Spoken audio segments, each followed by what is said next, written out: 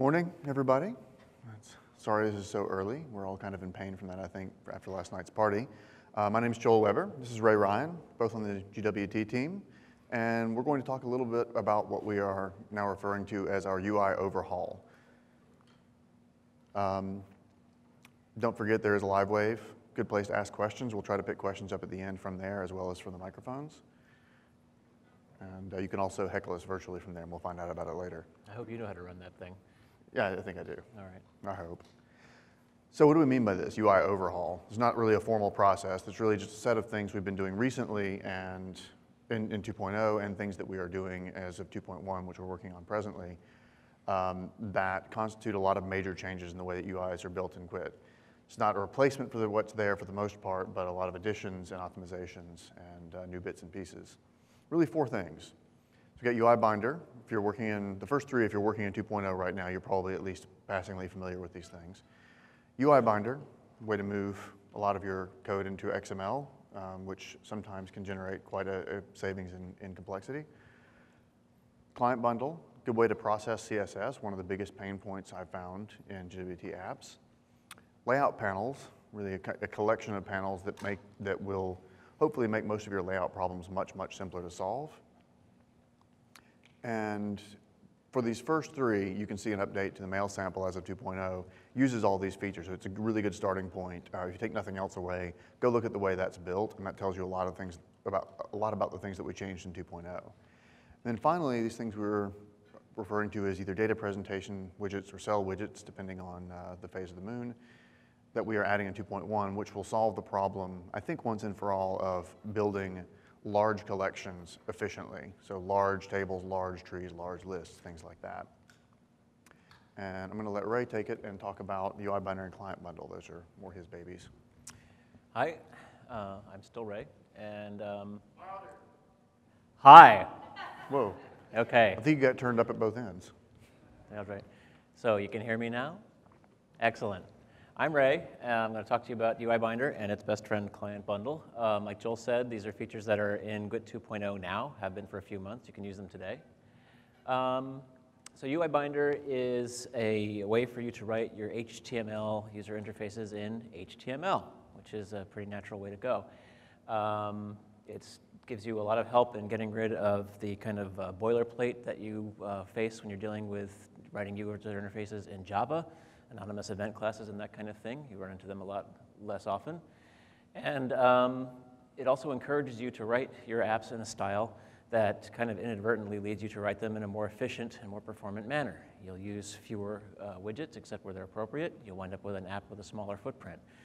That is not an accident, to coin a phrase. We're trying to guide you into the pit of success, where the easy and pleasant way to work is also the correct way to work. So, here's how you write UI in Java. You're not really expected to be able to read this, and even if you could read it, I doubt you'd have a very clear idea of what was going to be in front of your users after this code had all run. We're kind of making some panels and some images, and I think there's some text in there, and we're going to stick it up, and it's just a nuisance to write and a nuisance to maintain. As of GWT 2.0, you can write it in the style that you more or less would have written it had you been working in a browser in a conventional system. We're inside of a bunch of HTML. We've got some divs. Looks like there's going to be a welcome message and a sign out link and an about link and some CSS styling going on. But as a web developer, you probably understand what's in front of you here. So let's actually make this thing do something. First, you want to look at the two anchor lines in bold there. Those are a couple of GWT widgets that basically correspond to your old friend href equals da da da da da. And you see the attribute on them called UI field. That is telling you the name that, and I turn my head, I talk louder, neat. That's the name that your Java code will use to get access to these fields to actually make them do something interesting. So we'll jump over to the Java code that actually maintains this. Up at the top, you'll see we have our UI field annotations declaring that the sign out link and the about link need to get passed to us from that XML file that we talked about. In our constructor, we're subclassing GWT composite here, which if you're a GWT developer, you're probably familiar with. And The only line of code we write to actually create this interface is a call to the create and bind method on our binder, and we pass it into our init method, init widget method. And for our event handling, we're just doing some more annotation. We're saying that the sign out link, when it generates a click event, should call this method. The about link, when it generates a click event, should call this method. No anonymous classes, none of that nonsense. Just make your UI, make your code, and get on to the actually interesting part. Now, one of the other, hello. One of the other best features that shipped with GWT 2.0 was the client bundle. You may have heard Bob Vaughter talk about this at previous I/O conventions, first as the foo bundle, then as the immutable resource bundle, which was my personal favorite version of its name. We finally settled on client bundle when we actually shipped the thing. Client bundle is a way to take all of the other stuff that makes up your app, the styling commands in CSS, image resources, any text, any other arbitrary resource type that you want to customize the thing to run, and bake that right into your JavaScript. So you have a lot less work to do to figure out how you're actually going to stage this somewhere to pull it in with later requests from your app. B, your users benefit hugely because they have a single download that brings in everything at once, rather than multiple network requests going over to fetch this little image and that little image and the other little image. We use every trick that we can find, spriting to tile images together into a single download, data resources to bake things in the single download where possible. We know what browser you're compiling to, so we'll use the tricks that work for that browser but not for this browser, and so on. Oh, and one key thing to point out is that we don't just take CSS. We make the CSS work a lot more like an engineering tool. There's no global name issues. If I have a class called main in widget A, and my friend over here made a class called main in widget B, we don't stomp on each other, and we didn't have to agree on a convention of having a 24-character long this dot that dot the other style name. We have conditionals, and we have named constants and stuff like that. I'm not going to go into depth on CssResource because it's been discussed here before, but look in the docs, it's fun. The way it shows up in UiBinder is with an XML element called UiStyle, where I'll declare a familiar looking CSS like the main div in this guy should have a background color or text color of red. And I'll apply it in my usual style, set the class attribute. The only bit of magic here are the squirrely braces inside the class attribute to indicate this isn't a string that I'm putting here. This is an actual reference to another part of the template. In this case, it was a reference to the style block and the main class that was declared inside of there. And you're not typically going to actually put all of your CSS inline in your template like that. It's nice for sketching, but you won't normally work that way, and that's fine. You can punch it out into a CSS file on the side, several CSS files on the side, maybe share some of those CSS files, that kind of a thing. It's not just for play. And of course, when you're working on interfaces, you don't just do styling. You like to use pictures as well, and we've got you covered there. What I'm doing here is I'm indicating to the template that there's an image around here somewhere that I want to work with. I'm going to put it in a field, remember our friend UI field, named background image. I'm going to assume that the image file matches the field name, and so I don't have to make a separate attribute for background image.png or whatever. We'll just look around. We'll assume that you've made things sensible, although if you need to get more explicit, you can. And finally, in this case, I'm going to mention that when this image is used, if it's in a context where repeating is necessary, I want it to tile itself in the horizontal and in the vertical, both axes. I can now go back down to my CSS and the style block there and use a bit of the CSS magic we've added. The @sprite marker there indicates that this particular CSS class is to indicate spriting. It's going to use this GWT image specified up above as background image. And now, finally, when I go down to my hello world span, if I apply that background style that I've declared here, I'll have my nice, tasteful image background, which in my case tends to be a picture of my son at age 2, but I'll not share that with you today. Finally, a good trick that UiBinder knows is it ties in nicely to GWT's internationalization system.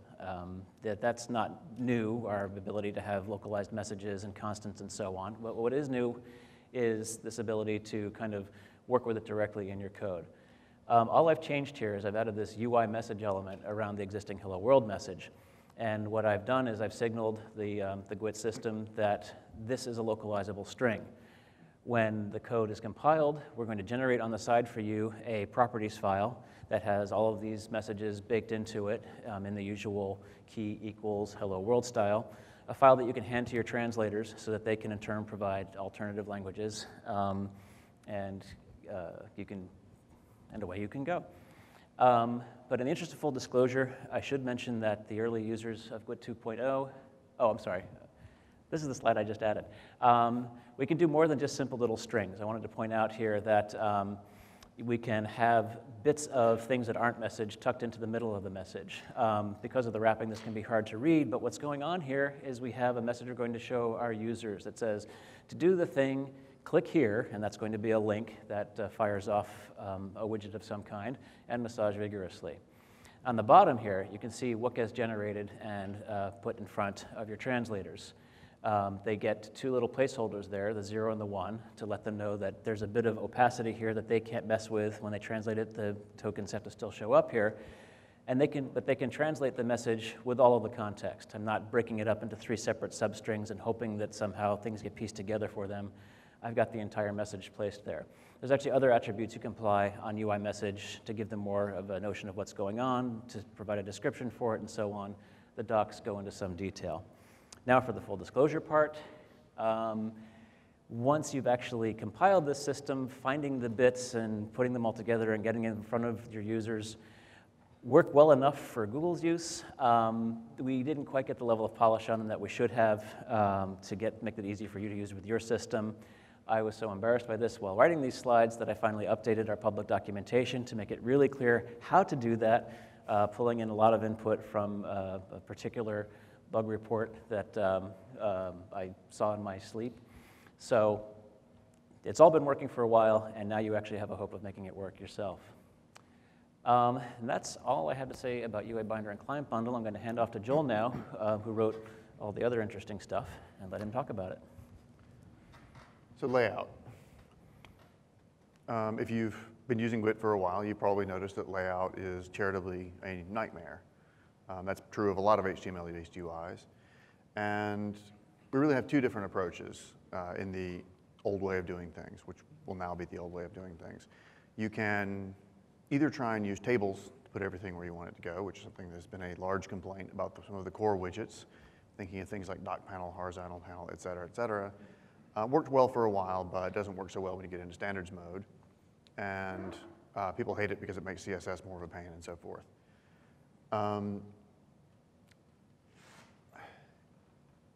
There's an alternative, which is to try and lay everything out manually, 1 pixel at a time, top to bottom, all in code.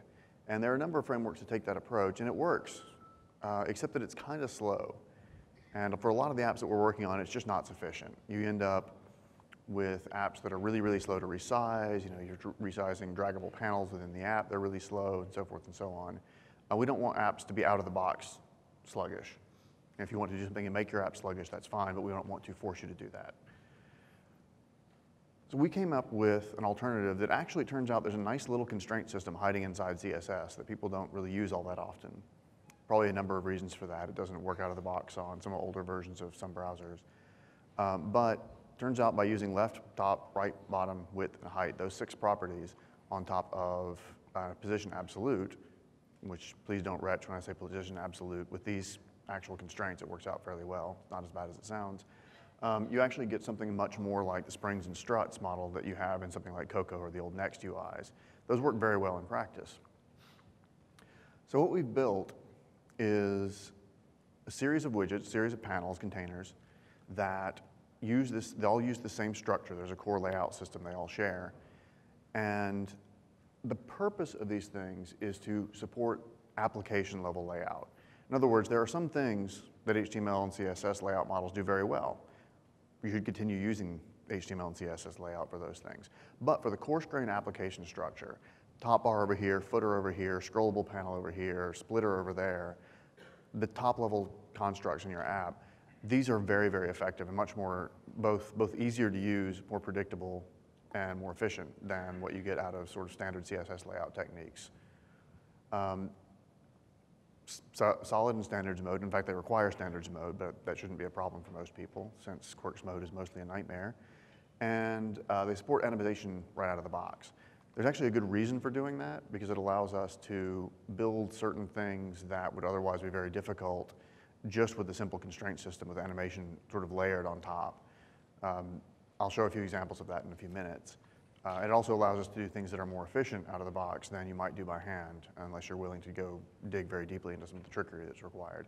And they do actually support browsers all the way back to IE6 with some Herculean hackery, but hackery that you don't need to know about, unless you're really, really masochistic and want to read the code.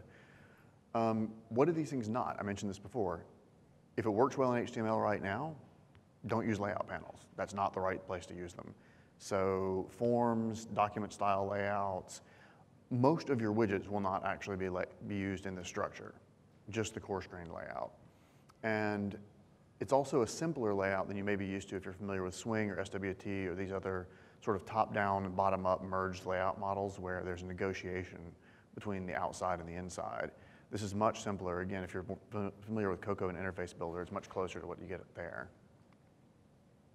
So let me just show you. It's a lot easier for me to show you than to talk about it.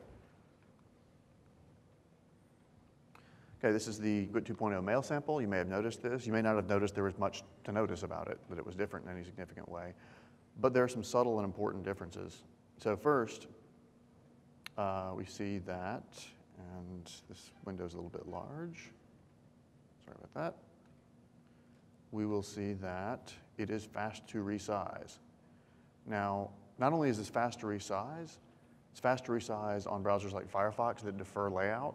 So if you notice on window resize events on Firefox are deferred. I think Opera does the same thing. It's still smooth. So you won't have this weird, horrible structure that happens on some apps, even some Google apps, that you resize the window and the whole thing lags and the UI feels sluggish and weird and flaky. It's very, very solid. It's very, very fast in that respect. I mentioned animation earlier. These kinds of transitions are really, really easy to do out of the box. And they're fast and they're smooth. You never have to worry about, oh, well, I nested a dock panel inside a split panel inside a stack panel, and it jumped upside down, flipped over, and crashed. None of that sort of thing happens. This is all straight. It's very straightforward. It's a coherent model, and it definitely works out of the box everywhere. And there's no code here to speak of. You set up the structure. Even the window resize event is handled automatically and internally. So you don't have to think about things like, okay, I'm going to write some code here to figure out when the window resizes, and I've got a header up here, so I need to measure that and subtract 37 pixels, blah, blah, blah, et cetera. And that's it. I mean, that's the idea. These are things that should be simple. In traditional UI kits, they're very straightforward. In GWT and or the web, they have always been kind of a nightmare. No longer, I hope. Seems to be working well so far. So what was actually going on in that? This is a rough facsimile of some of the mail Actually, this is an exact copy-paste of the mail.ui.xml file. Okay, this is not a rough facsimile. This is actually the mail UI.xml file. So what are we looking at here? We've got a dock layout panel. That's something that puts some things at the north, west, it's just like the dock panel if you used that before in the past. I put a splitter inside the center region. And that splitter contains shortcuts on the left-hand side. That's the stack panel and all that stuff. Mail list, mail details, so forth and so on. So it's straightforward to use this way. If you set them up using these structures, it will more or less just do exactly what you want it to, which is sort of the goal we've always had. Okay, what does it not give you? It's not going to give you, all unicorns and rainbows. There are some constraints. It's not sensitive to preferred size. This is probably the biggest complaint, but it's also the most intractable. And this is much like you'll see in a lot of interface builder apps. You kind of have to give these things the space they need. You can't say, for example, make this top section as tall as the HTML inside it wants to push out. It's top-down only. And that's actually another good reason to say this is really only meant for application coarse-grained superstructure. It requires explicit sizes in a lot of places, like you may have noticed on this case here. Dock layout panel, the outer dock layout panel specifies that it's in EM units. Those are font relative units, and the north is 5 EMs tall. Good thing about being able to use things like EMs and percentages is that you can make the layout fairly fluid. EMs make you font size relative, which is really convenient, and percentages make you container size relative. So you can get a lot of things done that way even without a preferred size negotiation. You do get resize events. This is another point of contention in the browser, the way it's typically done. With the exception of Internet Explorer, nobody provides an on-resize event. It's really unfortunate because if you've ever had to do something like you have a list of icons and you want to make it, you only want to render enough for the space that you have available in some panel, there's no way to find out when the thing gets resized in the general case. We provided a limited series of resize events that percolate through the layout panel structure. This seems to work out pretty well for most reasonable use cases, but there are some things that are a little tricky to do. And as I said before, it's not appropriate for fine-grained layout. You probably don't want to use this to lay out your forms, at least not at the leaves, not near the leaves. You know, typical form, HTML form layout structures tend to work pretty well for that kind of thing. So one more point to make here before we undersell ourselves. Although we require some explicit sizes, you want to pay attention to the fact that in the main body here, the center elements, there's no constraint provided there. We're requiring you to nail down the margins. The body is going to take up what's available after that. And so the part that needs to be flexible is very flexible. Thanks, Ray. I have a habit of underselling myself sometimes. Okay, but what do you get out of it? So you have some constraints you have to conform to, but it's extremely fast, as I mentioned, because we're not running any code. I think one of my favorite quotes is the fastest code is the code you never run, and we don't run any code in the default case. Almost no code, some small epsilon there. It handles a resize event to check a few things, but that's it. Everything else leans on the browser's native code, which is already rendering very quickly. Again, you don't have to write a window resize listener, and it's actually not leaning on the resize listener to do most of the work, so that keeps it fast and saves you a lot of trouble. If you use EM, EX font sizes, unit sizes, then you can react to font size changes automatically. So you don't have to worry about, well, I made this thing 37 pixels wide and it looks great until my user decides to magnify the screen. That sort of thing is handled automatically. Again, animation support's built in because it allows you to do things like that stack panel where it's not only animating from here to there, specified in absolute positions, it's actually animating among constraints. So this thing was constrained to be top height, I animated it, and now it's constrained to a different set of constraints that are bottom height, for example. If you play with it, that will make sense. And again, they're predictable. They do exactly what you want them to. They go exactly where you tell them to. They don't bounce around on you. And another point, it's not a bullet point in the slide, but another point about performance is that because of the way they're constructed, they also make a number of other things faster. They tend to constrain layout. And when I say layout, I mean if you saw Kelly Norton's talk yesterday about layout performance, or a number of things, layout performance among them, you know that browser layout, the reflow engine can be extremely expensive. These things tend to compartmentalize your layout. So a lot of little things just get faster because they don't affect each other. Something over in your header over here changing doesn't cause the browser to reflow this part over here that's completely unrelated. That's a subtle but really helpful benefit. So, got everything on the screen. You got it actually where you want it to go for once, and without any major hackery. Probably one of the biggest complaints we've had after layout is, okay, got my app looking great. I just put 100 table rows in 5 columns or 10 columns, 20 columns wide, and it's excruciatingly slow. How do I fix this? And we've often said, well, you probably shouldn't be using that many widgets. You've got a widget in every single table cell here. That's really expensive. And you say, reasonably, well, what should I do about that? And we say, we scratch our heads and we come up with some strange hacks that involve HTML and catching events at a high level and trying to punt them down, and you find yourself in a world possibly worse than the one you were hoping to escape in JavaScript. So we want to fix that. We've wanted to fix this for a long time. And as of 2.1, when this is released, and obviously you can play with it right now, we feel like we have a pretty good solution. We have the underpinnings of a really good solution to a lot of these problems. So, again, we've been giving this advice often, don't use so many widgets. Why is that?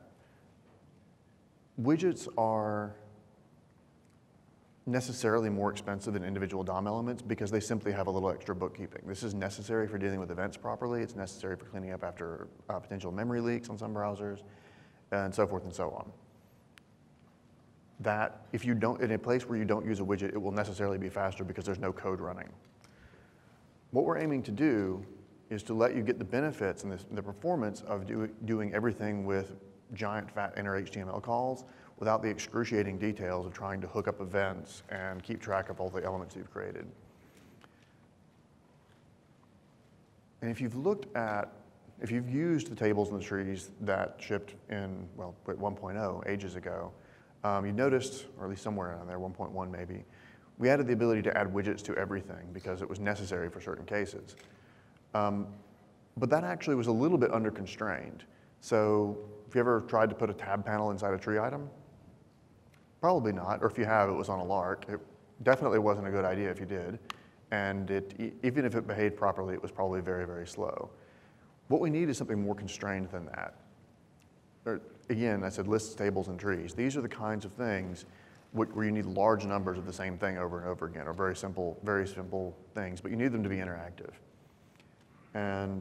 But that interactivity tends to be limited. Buttons, checkboxes, text inputs, date pickers, just sort of standard editable table stuff has been a nightmare before.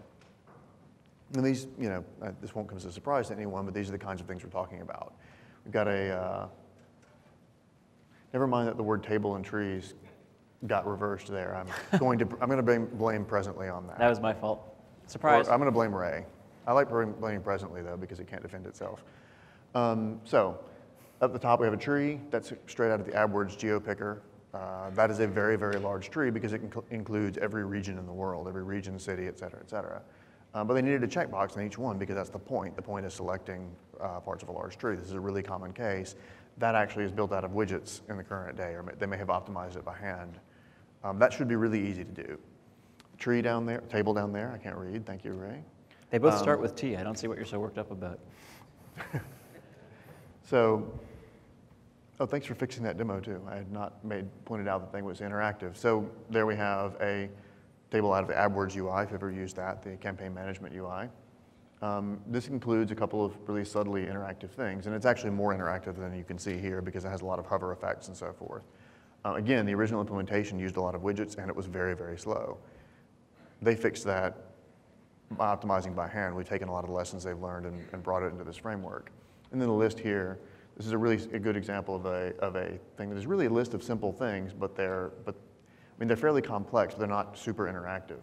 But you need to be able to render large numbers of them. That comes out of Wave, obviously. So let me show an example of what we've done.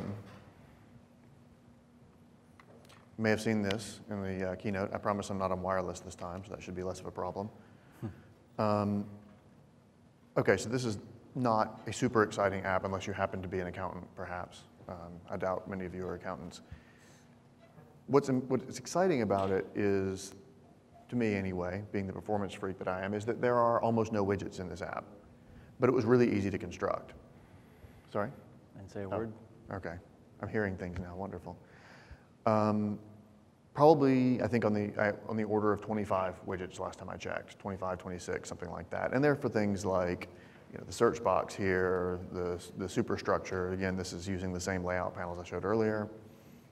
But when it comes down to the individual pieces here, even when they're interactive in fairly complex ways, they are just cells, which is a term I'll introduce you to in a moment. Tables the same way. This, by the way, was some of the animation stuff we built in the layout panels. I think this is 5 or 6 lines of code. But here we've got a table.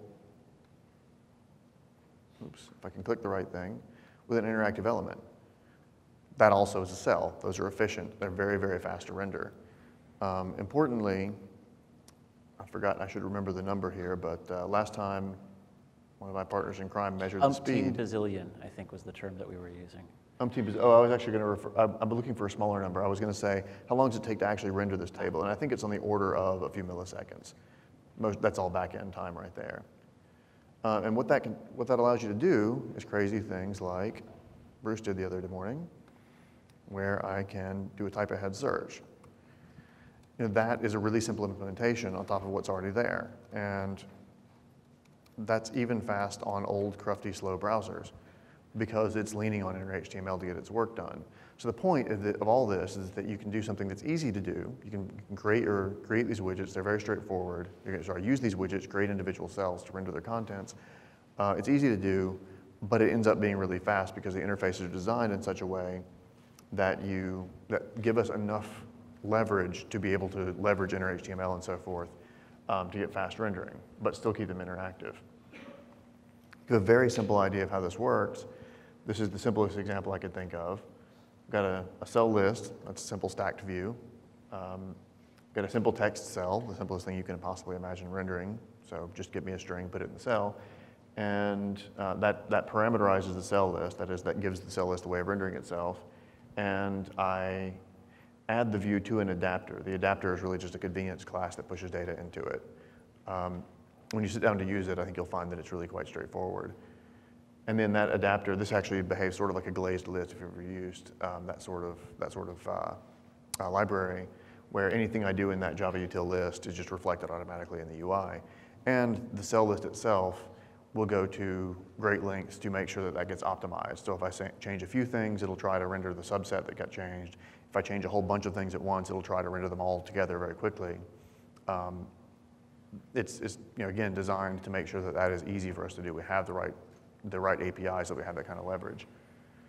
No pop quiz on this. I just wanted to give a quick overview of the kinds of things we're talking about. This is not a really complex framework. It's really a small set of components that are very easy to use together, but don't require you to buy into any complicated MVP architecture or anything like that, but are designed to work well within one. So basically, you have views, essentially mostly list views. Tables are a special case of lists, and trees are nested lists, so lists that contain lists. So it's really a small set of concepts there. You have an adapter here, which is not a special thing. It's just a convenience class for binding lists on the client to the table or to the view. You have a cell for rendering the contents and for dealing with events. So cells can handle events, but in very limited ways that allow you to build most of what you want to build, but don't require any heavyweight architecture or heavyweight bookkeeping work. And then your app code, controller, whatever you want to call it, gets notification of updates. So the way that cells are made editable is that cells provide updates to their content. So each cell is bound to a type.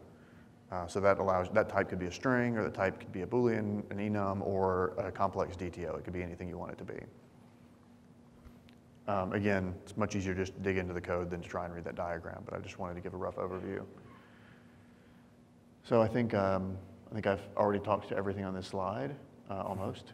Oh, async data sources, that's actually another core, really core part of the structure. It is designed from the ground up to deal with asynchronous fetches, asynchronous slow fetches, because we are talking about the distributed network that is the web.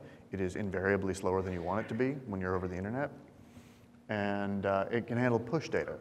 So as long as you can find a way to push data down to the client, maybe you're writing an HTML5 app and you're just using WebSockets or something really clever like that, or you're just polling in the background, the views don't have to know about this. You can always push new data into them. And that allows us to do all kinds of crazy things like, well, you saw the automatic update in the keynote demo yesterday. That sort of thing is very easy to do, and there's no hackery to make that work. And when we started this, we really found that there weren't many frameworks that were designed around the asynchrony that is common in the web. Most of them tended to assume that the models backing up a list or collection were synchronously available, which requires you to do all sort of extra levels of caching and things like that. So we really set out to make that simple from the get-go. If it's slow and it's async, the UI is very simple to build. And we also wanted to keep simple stuff simple, right? If I've got a list on the client, then I should just be able to shove it into a view without any extra work. It shouldn't require me to instantiate 3 or 4 adapter classes and a few other complicated things. It should be very simple. I want to talk a little bit about the cell itself. The cell is actually a very simple concept. It's roughly a flyweight pattern. They tend to be stateless, except in some rare cases. And this is the simplest cell you could possibly write. So basically, the purpose of a cell is to take some value, turn it into HTML via a string builder, and then get out of the way. It does very little else. The thing that's not shown here is the event handling structure, which is still in a little bit of flux, but basically allows cells to handle events, but in a stateless way, so that they can communicate edits to the outside world. But again, we've striven really to keep that very simple, and we'll provide a lot of cells out of the box so that most common cases will be dealt with easily. And wow, did we really just make it all the way to the end? We did. Every practice we ran 15 minutes over. I can't really, we'll have lots of time for questions. He's That'll not be even great. talking fast. I don't know what we did. So, 4 things. ClientBundle, let you actually process all the things that we weren't processing before. Images, CSS, really makes your life simpler in a lot of cases. UiBinder, get rid of boilerplate.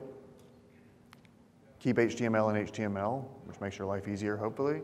And again, as Ray said before, describe it as the pit of success. Make the easy thing the fast thing, so that the app you want to write is the one you want to end up with. And layout, make layout work, make it fast, make it easy, make it predictable so you can stop worrying about it and just move on and write your app. And again, these cell widgets, make it fast and efficient and simple and easy to render large collections, again, so you can stop worrying about, hopefully stop worrying about UI performance problems and worry about your actual app. And I'm still stunned we have this much time. It's great. So again, there was the live wave. There is, hopefully there's some questions on it, which we'll switch to in a moment.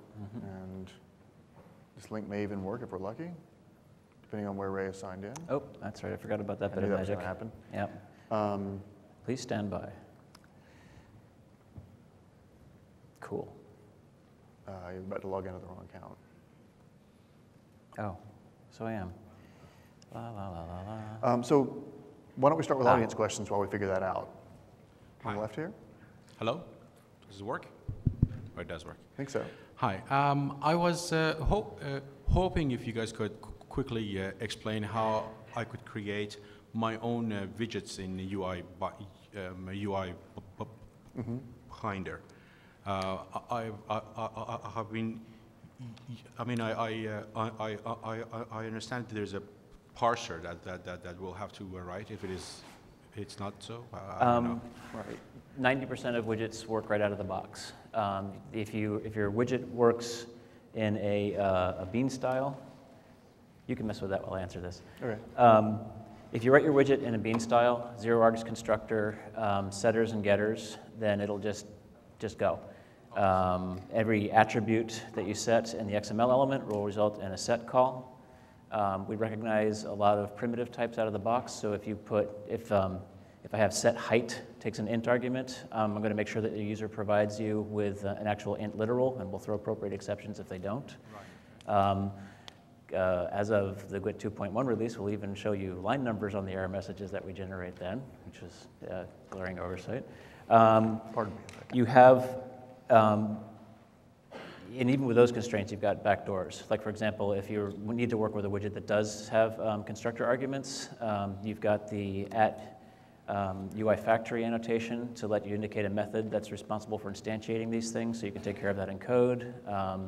You can actually annotate the constructor itself, saying I want the arguments on this constructor to be available as attributes that the user can set from the markup, and so on. There are cases where we have to rely on customized parsing. We haven't made that customized parsing stuff pluggable. It's rare that it's actually necessary. We will get to ramping that at some point, but we've managed to get away without doing so this long because most people don't ask for it. So you want to, I'll do one mic, and pick from the screen? Sure, well, yeah, we can do one screen here. Wow, that's a lot of %20s in that question. Somebody spends way too much time writing URLs. Let's see, let me see if I can read this. Are there any plans to add more example documentation based around the UI overhaul? Yes, absolutely, absolutely. So one of the things that I really wanted to do in 2.0, but fell behind on, and I'm working on right now, is a new sample we're calling the cookbook, for want of a better term.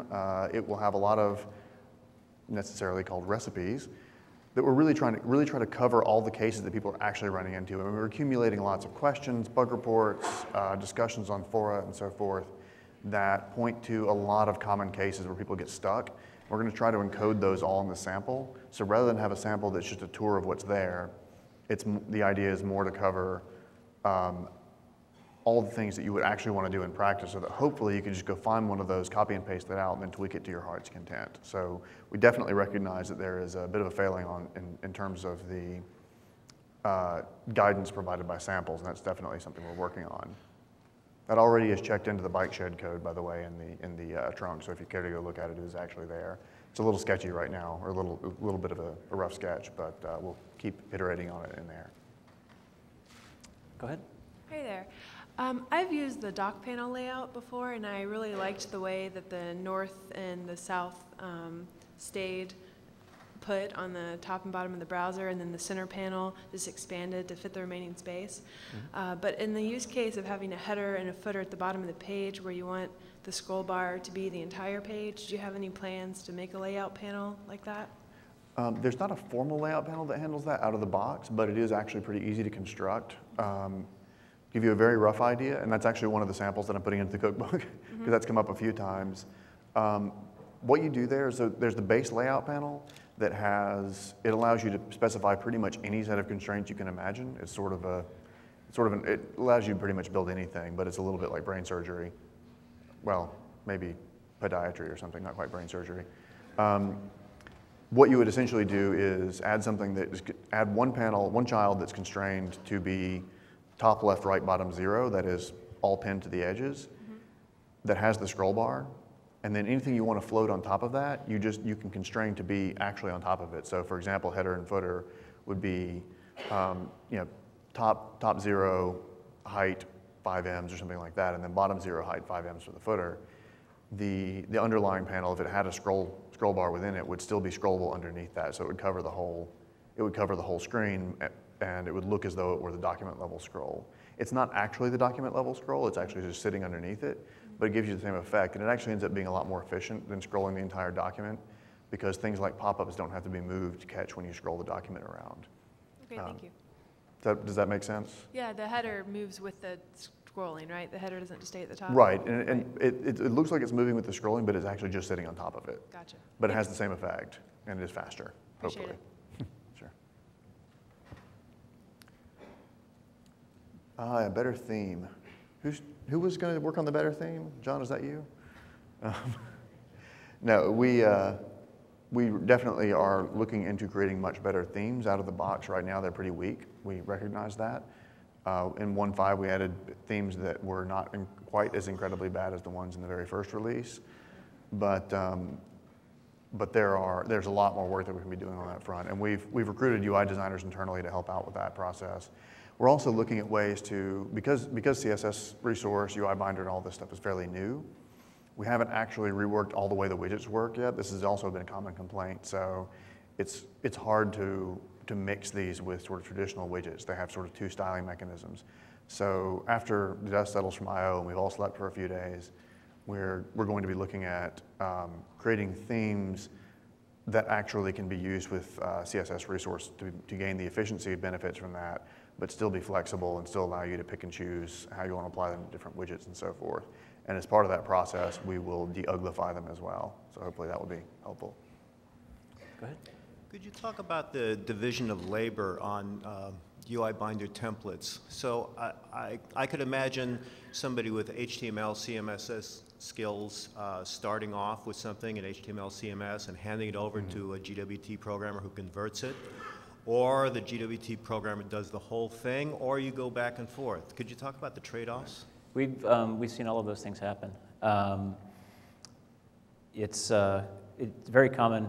The common point is that you usually have a designer working up a prototype in HTML, and then if they throw it over the wall to the engineer, I think the UiBinder parser is forgiving enough that you can get something that renders pretty quickly and then work over it to try to factor things into widgets that should be widgets and so on. I know of at least one team, and I hope that they're not an exception, that had actually a lot of luck with setting up their designer with a hosted development mode build of their product, talking to a mock back end, so that he could actually work. They taught him enough Eclipse to get it to start and type into files and mess with stuff and hit the refresh button on their browser with a fake enough backend that things refreshed and rebuilt quickly, and they actually had quite a lot of success with that. I've heard other counter examples where designers got very frustrated at dealing with they're used to looking in Firefox and using Firebug and messing with the CSS names there, and we give them these horrible mangled obfuscated names. One way to make that more tolerable is to find the configuration option, I don't remember it off the top of my head, to turn off or at least tone down obfuscation of the CSS names. We can't just leave them completely unmodified because then we lose the name spacing, and all of a sudden those collisions I talked about start to happen and your app blows up.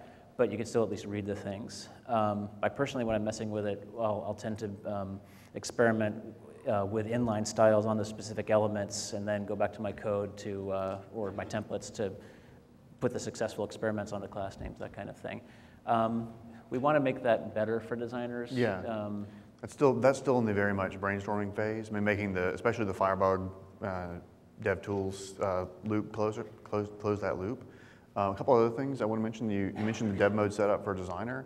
A way that I've actually seen that work really well is you don't even have to install Eclipse for them, because if you give them the browser plugin and just give them a URL to point at, you can run several clients off dev mode simultaneously. So if you set up a machine where they can work to get the refresh cycle going, and people have used hacks involving shared directories and things like that, so they're editing one file, but they don't actually even have to know about Eclipse.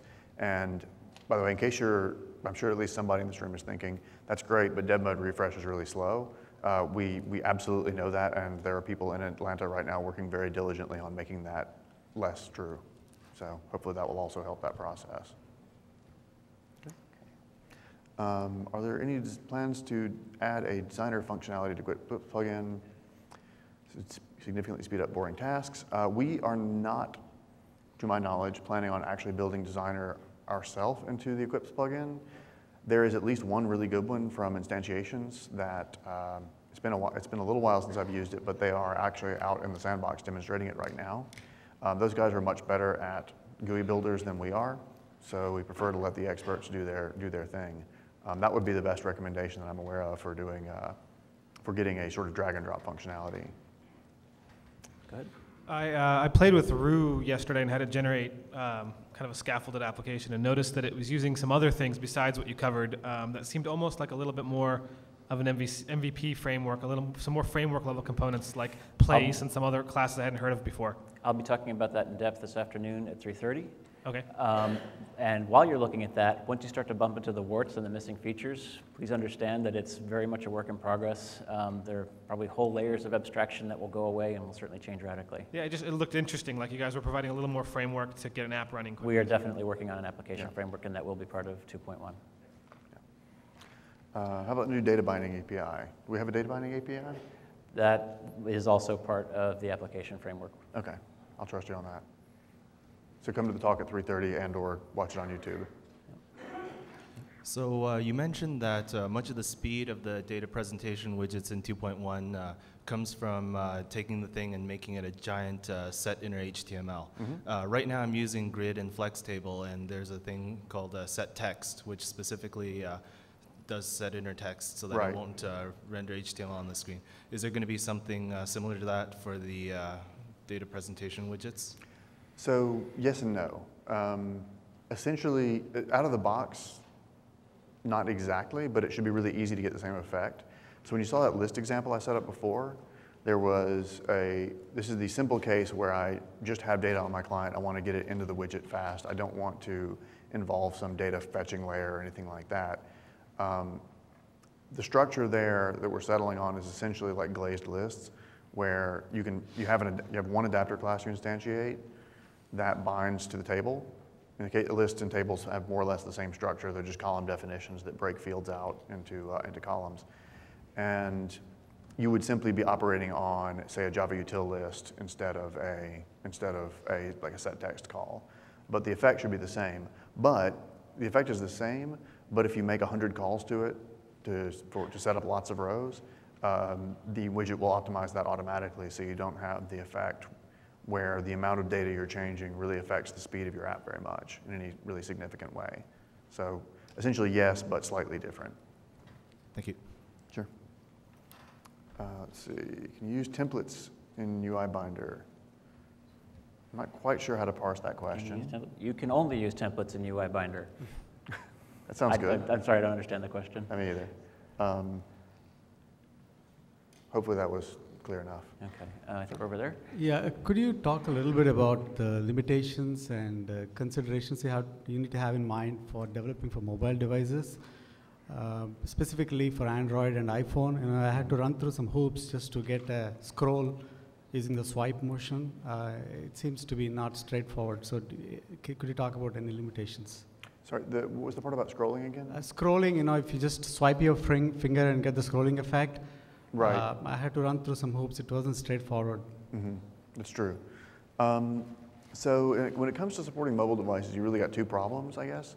I mean, ignoring just keeping your app small enough to start efficiently and so forth, which is more just a scale issue.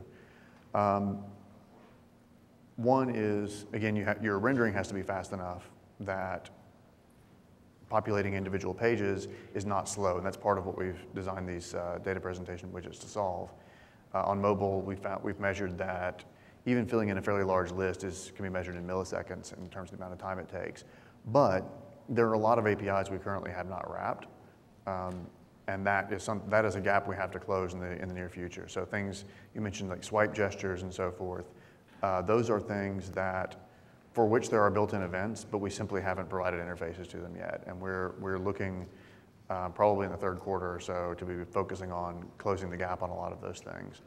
There's also the issue, subtle issue, but there's also the issue of scrolling in interior area. So you've noticed not all, but the vast majority of mobile web apps will scroll the entire screen. In other words, they just let things flow naturally, and that's what you have to scroll the whole thing. And if you've seen, for example, the mobile Gmail app, they do some crazy hacks to work around the problem that you need, say, an archive button that stays available on the screen. So where these things will sort of float around and try to follow you. What we have found is that with the newest releases of all the mobile browsers, later iPhone releases and later Android releases, it's become possible to actually synthesize the native scrolling behavior and still keep, say, headers and footers and then swipe animations and all of that. Actually, Apple really showed the way on that with if you look at the iPhone Help app, they have pretty much duplicated the native functionality in JavaScript. And we've begun actually doing the same thing in our own code. So just a follow-up question, how does Gmail do it? Because it seems to do it really well. My understanding of what Gmail is doing, and it's been a little while since I've used the mobile version, since I got my Android phone. I believe what they are doing is they're using regular document level scroll, but then when it settles down, the little floaty bar just essentially follows you. So it waits a minute to catch up so it's not constantly interfering with the UI and slowing things down, but then it slides back into place. You can do that sort of thing, but I think ultimately the better solution is to actually make it behave more like a native app, because that's what everybody really wants, and it's what I really want anyway. So.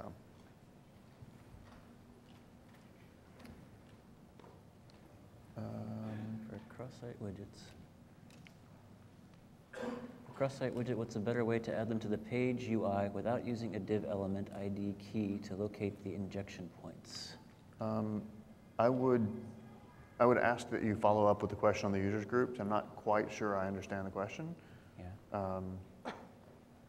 And will the new cookbook, I'll just jump to the next one really quickly because it's easy. Will the new cookbook contain an event bus example? I certainly hope so. That will be Ray's job to do, though. Yeah. I'll build the cookbook, you write the recipe. Rue is generating an event bus example for you right now, and it will be generating a better event bus example for you before we ship. And again, I'll talk about that some at 3:30. My question is about infinite scrolling.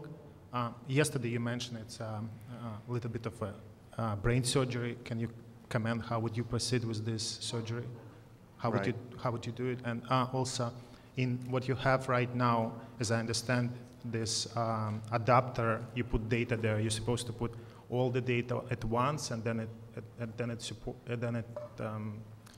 everything on your page, like 100 elements or 50 elements. Exactly. So that adapter really, just to be really clear, I think I probably wasn't as clear about this as I should have been. That adapter class is a convenience class for when you do want to just punch large amounts of data into the widget directly and have it just sit there. The more general interface, the list view delegates to something that asks, the list view keeps track of a range. So for paging, for example, just a simple case, it says, I'm looking at items 37 to 238. The adapter or the thing that is providing data to the list view is responsible for making sure it gets that data. That's sort of the asynchronous nature of it. For paging, I think it's pretty clear how that would work. For the infinite scrolling or sort of on-demand rendering, it's the same idea, except that the range is more fluid. I have some samples sort of half-baked on my desktop right now that implement this, and it actually works really, really well in practice, even with async data sources.